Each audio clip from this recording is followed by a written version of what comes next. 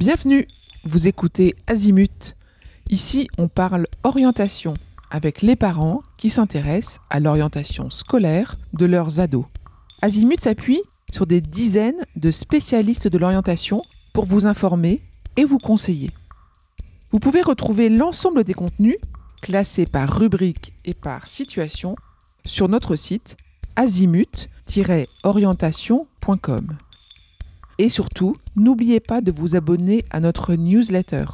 Vous recevrez ainsi les informations de mise à jour et de l'actualité de l'orientation. Bonne écoute. Bonjour Valérie. Alors, bonjour Perrine, je suis ravie d'échanger avec toi aujourd'hui pour Azimut Orientation.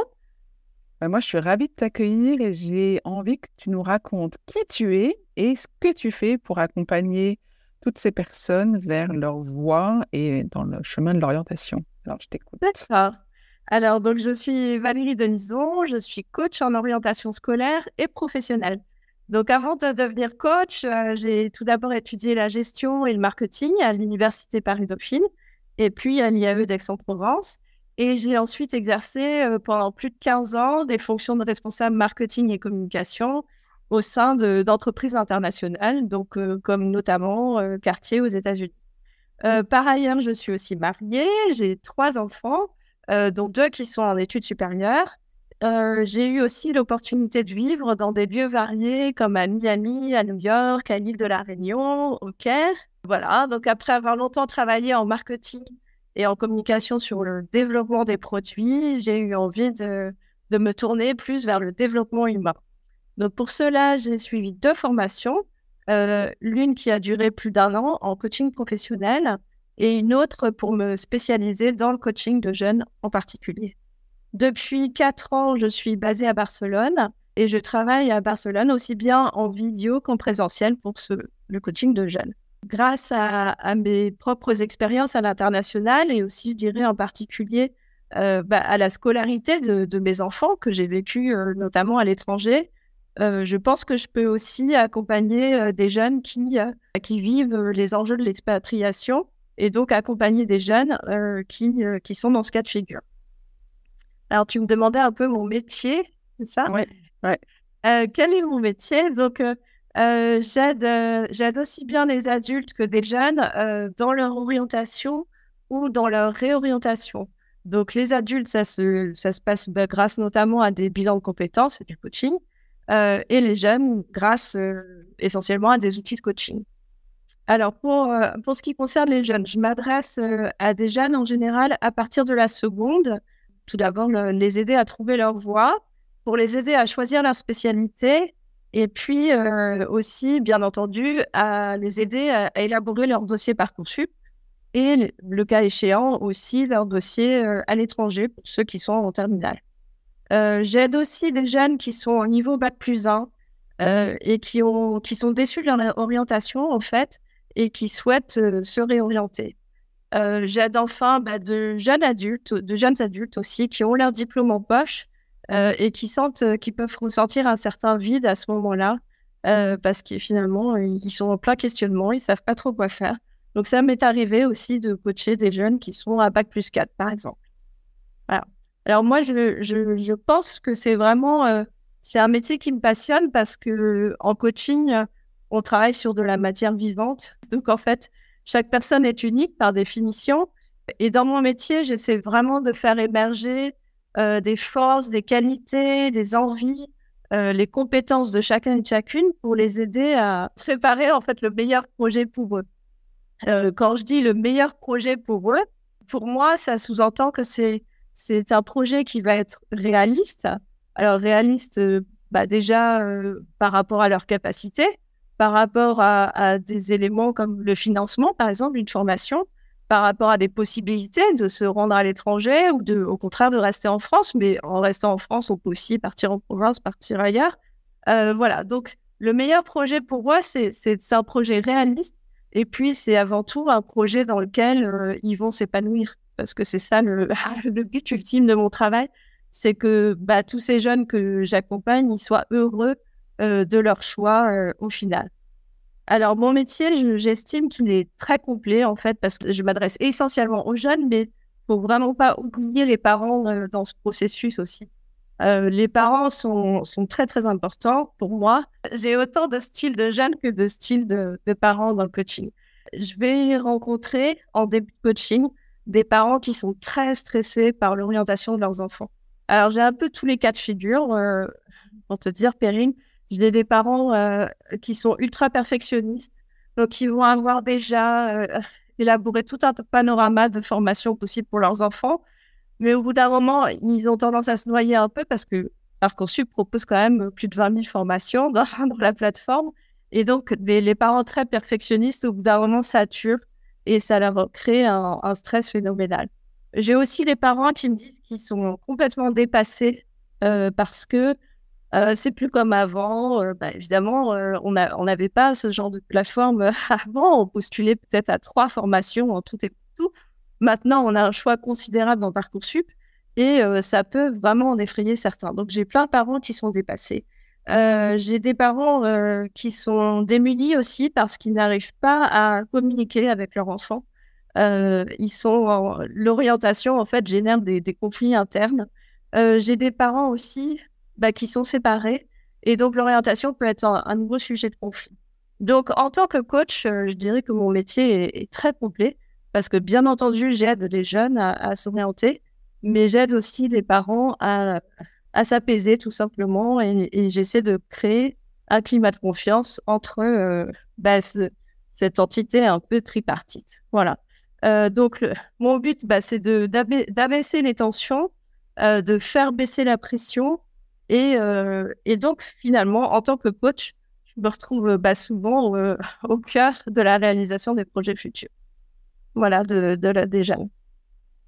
Hyper intéressant et complet. Merci beaucoup d'avoir parcouru l'ensemble des rôles que tu avais dans cet accompagnement avec les différents interlocuteurs. Peut-être que tu pourrais nous évoquer un accompagnement que tu gardes en mémoire parce qu'il a été très particulier, peut-être fort en émotion ou très satisfaisant. Alors, oui, tout à fait, Perrine. Je garde en souvenir donc un accompagnement qui a été très intéressant pour moi et en même temps où il y avait beaucoup d'émotions au début. Voilà. Je pense à une jeune fille notamment qui était très douée, mais qui était très malheureuse dans son orientation. Donc, elle avait déjà passé son bac et elle avait intégré l'université de chimie à Grenoble. Alors, elle se reconnaîtra peut-être si elle écoute ce podcast. Elle avait du mal à aller en cours. Elle avait du mal à réviser ses examens. Elle pleurait souvent au début de coaching et elle était finalement très déprimée. En plus du fait que ça n'allait pas bien dans ses études, elle se sentait très seule dans une ville inconnue pour elle. Elle habitait loin de ses parents et de sa famille. Bon, en gros, j'ai fait le constat que rien n'allait. Ni son environnement, ni les matières choisies, ni le type d'enseignement. D'être à la fac toute seule, dans une ville toute seule. Voilà, donc c'était un peu la catastrophe. Elle était vraiment déprimée, pas du tout contente de son choix d'orientation. Et pour elle, c'était vraiment source de tension parce que le fait qu'elle ne soit pas bien dans sa formation faisait que elle avait du mal à réviser ses examens et ça l'a mise un peu dans un cercle infernal. Comme elle avait du mal à réviser ses examens, elle avait peur d'avoir un nouveau mauvais dossier alors qu'elle avait un excellent dossier au niveau de son bac. Mais elle avait peur d'avoir un mauvais dossier pour sa réorientation de Parcoursup. Voilà, donc c'était un peu un engrenage infernal. Donc il a fallu, en coaching, reprendre tout à zéro, c'est-à-dire repartir de ses envies, de ses motivations, de ses compétences, de ses capacités. Et de travailler from scratch, on va dire. Et grâce à tout ce travail préalable qu'on a fait, on a remonté un nouveau dossier Parcoursup avec des choix très différents. Et puis là, elle est rentrée, elle a commencé à l'université Paris-Dauphine en gestion à la rentrée 2023. Pour moi, j'ai vraiment eu l'impression d'enlever le caillou dans sa chaussure qui l'empêchait d'avancer en fait. Et elle m'a d'ailleurs écrit un magnifique message il y a quelques jours. Il m'a beaucoup touchée. Voilà. Et là, je me dis que je fais un métier magique et formidable puisque voilà, le fait d'avoir des messages comme ça avec de reconnaissance, c'est très touchant. Et c'est ce qui me motive à continuer, bien entendu. Merci pour ce partage. Effectivement, on sent l'émotion dans la situation et dans ton appréciation de la situation. Donc, merci beaucoup d'avoir partagé ça. Est-ce que tu as une question qui était en ce moment posée par essentiellement les parents et par tous les parents? La question qui revient le plus souvent de la part des parents, c'est est-ce que mon enfant va avoir des résultats à partir du 30 mai dans Parcoursup? Voilà. Mais je dirais que la question, moi, qui me marque le plus, c'est plutôt au niveau des jeunes. Et c'est plutôt la question, est-ce que vous croyez, ou est-ce que tu crois, Valérie, que je peux tenter cela? Voilà. Ça, c'est une question qui revient très, très souvent dans l'accompagnement que je fais avec les jeunes. Et à ce moment-là, pour moi, j'active le mode coaching. Je vais retourner la question par rapport aux jeunes. Parce qu'en coaching, on travaille beaucoup avec le questionnement. Évidemment, c'est un peu la base du travail de coach. Donc, je retourne un peu la question à la question, vous croyez que je peux tenter cela? Je dis, qu'est-ce que ça te ferait si tu ne tentais pas cela? Si tu repenses à ça, si tu n'avais pas postulé à cette formation et que tu y repensais dans 6 mois, dans 1 an, dans 18 mois, qu'est-ce que ça te ferait? Est-ce que tu regretterais de ne pas avoir tenté ça? Je demande aussi, si tu as des amis qui ont à peu près le même profil que toi, on va dire, et qui l'ont tenté, et qui l'ont eu, et que toi, tu ne l'as pas tenté, est-ce que cela te décevrait de toi-même, en fait? Je demande aussi, est-ce que ça va te créer beaucoup plus d'efforts de tenter ça? Qu'est-ce qui fait que tu ne pourrais pas le tenter? Qu'est-ce que tu risques à le tenter aussi? Et est-ce que tu regretterais plus tard de ne pas l'avoir tenté? Et ce qui est assez magique, c'est qu'en général, grâce à ce questionnement, en mode miroir, en fait, les portes s'ouvrent. Je trouve qu'on ouvre un nouveau cadre et soudain, la motivation apparaît un peu comme par magie, quoi. Et j'explique aussi aux jeunes, en fait, certains jeunes doutent beaucoup et ne se sentent pas forcément capables, voilà, de tenter, d'oser. J'explique aussi aux jeunes qui vont pas jouer leur vie sur Parcoursup. C'est-à-dire qu'il faut prendre en considération le fait que la vie est faite de rencontres, la vie est faite d'opportunités, de chances à prendre. Ils vont faire peut-être des stages qui vont opérer des déclics. Tout n'est pas tracé d'avance, heureusement, parce que sinon, la vie serait ennuyeuse. Voilà. Et donc, ne jouent pas leur vie sur Parcoursup. C'est-à-dire que j'essaie de leur faire comprendre aussi qu'il y a plusieurs voies pour accéder à un même but. On peut faire du commerce, par exemple, en passant par plusieurs voies. Les types de formation sont nombreux et puis les niveaux aussi. Voilà. Pour moi, en coaching, l'important, c'est avant tout de trouver de la motivation et d'arriver à s'épanouir, tout simplement. Voilà. Donc, voilà la question qui revient le plus souvent et la façon dont j'y réponds. Et ça, je trouve que c'est vraiment très important. On va peut-être conclure cette interview par une question qui est: quelle est ta phrase signature? Est-ce qu'il y a une phrase que tu dis systématiquement ou beaucoup? Tu as déjà beaucoup expliqué que il fallait que ce soit réaliste, il fallait pouvoir s'épanouir, il fallait oser. Est-ce qu'il y a autre chose que tu dis qui est un peu ta phrase signature? Alors, je dis plusieurs choses. Je dis souvent, soyez acteur de votre coaching. Vous ne le faites pas pour moi, pour me faire plaisir, votre coaching. Vous ne le faites pas non plus pour faire plaisir à vos parents. Alors, moi, je suis là pour aider dans le processus, évidemment. Je suis là pour questionner. J'utilise de nombreux outils. Donc, j'utilise, par exemple, les intelligences multiples. J'utilise l'arbre de vie. J'utilise le 360. Je pousse les jeunes à aller questionner leur entourage, questionner des étudiants, questionner des professionnels qui font des métiers qui pourraient intéresser les jeunes. Voilà, mais je leur dis, vous faites ce coaching pour moi. Et quand je donne du travail ou des choses à préparer entre les séances, j'estime que je suis pas une professeure qui donne des devoirs. Je suis quelqu'un qui est là pour faire avancer le jeune. Donc, ce que je leur dis souvent, c'est que je leur dis que vous êtes le pilote de votre propre avion et moi, je suis le copilote. Donc, c'est vous qui allez utiliser votre avion pour vous rendre dans la destination que vous avez souhaité. Et moi, je vais être le copilote, donc c'est-à-dire que je vais vous aider grâce à mes outils, grâce à mon expérience, grâce à mon questionnement. Je vais vous aider à tracer votre route, en fait, pour arriver à bon port. Je vais opérer des petits réglages comme un copilote, qui aide le pilote dans le tracé de sa route. Mais je ne suis pas là pour imposer des choses ni ni obliger le jeune à faire des choses. Voilà, j'ai envie que ça vienne d'eux-mêmes. Et je dis aussi, donc, osez, vous pouvez tenter les choses, vous pouvez expérimenter. En coaching, on fait souvent référence aux croyances limitantes. Donc, ce sont des petites ou des grandes barrières qu'on s'impose un peu à soi-même et qui n'ont pas forcément lieu d'exister. Donc, je souhaite que les jeunes osent réfléchir en osant sortir du cadre. En fait, je leur dis aussi, sortez du cadre. Sortir du cadre, pour moi, en coaching, c'est s'octroyer une forme de liberté et voilà, et se donner de la liberté, ça décuple aussi la motivation. Et c'est ce qui fait qu'on avance de façon positive. Voilà.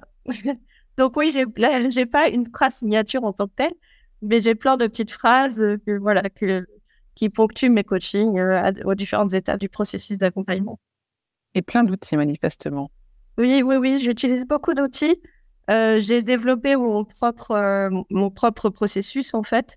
Voilà, et je mêle des outils de bilan de compétences, des outils de coaching classique et comme j'ai suivi aussi une formation spécifique pour les jeunes, voilà, des outils adaptés aux jeunes.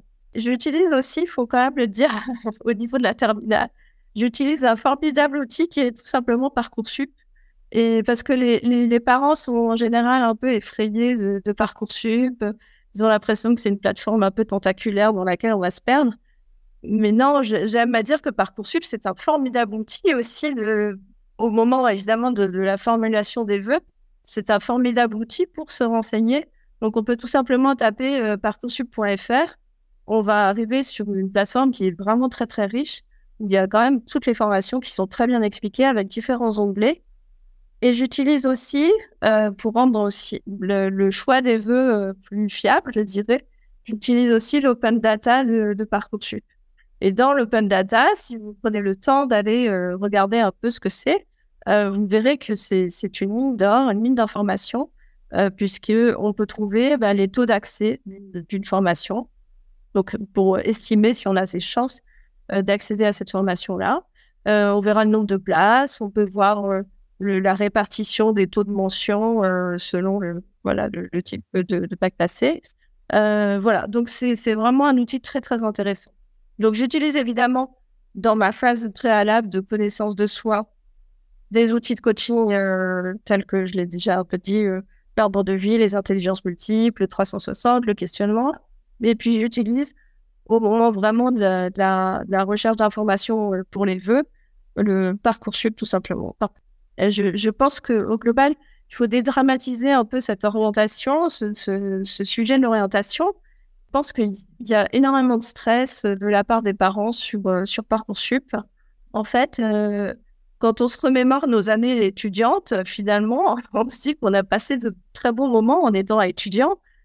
Donc, j'essaie aussi de dire aux parents et aux jeunes, pensez que votre orientation, alors pour les jeunes, ça va être leur première vraie décision de vie d'adulte, on va dire, mais en même temps, c'est super excitant parce que ça veut dire qu'on va enfin pouvoir choisir ces matières, les matières qu'on va étudier. On va pouvoir éliminer toutes les matières qu'on n'aime pas du tout et qu'on a dû suivre tout au long de sa scolarité. Alors, avec le bac et ses spécialités, le bac avec ses spécialités, on affine un peu déjà son projet, voilà. Mais c'est quand même très excitant d'arriver sur sa vie étudiante. Ça veut dire que on va pouvoir partir à l'étranger, éventuellement, si on en a envie. On va pouvoir faire de nouvelles rencontres. On va pouvoir s'inscrire dans des associations et vivre des expériences fantastiques. On va pouvoir changer de ville. On va pouvoir côtoyer des professeurs qui vont être passionnants. Donc, je pense que c'est bien en fait, de se recentrer un peu sur et de prendre du recul par rapport aux enjeux de Parcoursup. C'est-à-dire que oui, ça peut être stressant de choisir ses vœux et il faut bien le faire. Il faut le faire de façon... faut l'anticiper, il faut être organisé, ça c'est sûr. Mais l'orientation, c'est avant tout découvrir une nouvelle vie. Et quand on est jeune, voilà, moi je trouve ça génial. Je me souviens de mes années étudiantes. Voilà, il faut remettre un peu de gaieté aussi. Il y a un peu de... Voilà, faut un peu lâcher la pression, faire baisser la pression sur Je pense qu'à l'heure actuelle, il faut prendre un peu de recul par rapport aux enjeux de l'orientation. Oui, c'est important, mais il faut rappeler aux parents que les jeunes ne jouent pas leur vie sur cette première année d'orientation et que, en plus, il y a plein de jeunes qui s'éclatent dans leurs études et c'est ça qui est génial. Voilà. Donc, vous l'aurez compris, j'adore mon métier. C'est un métier passionnant. C'est très clair, effectivement, et on sent l'aspect positif et réaliste et optimiste et tout ça mélangé. C'est très agréable à écouter. Donc, merci beaucoup de ta présentation. Merci. Merci. Au revoir, Karine.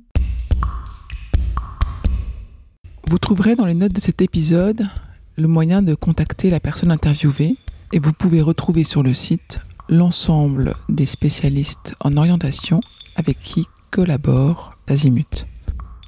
Merci beaucoup et à bientôt.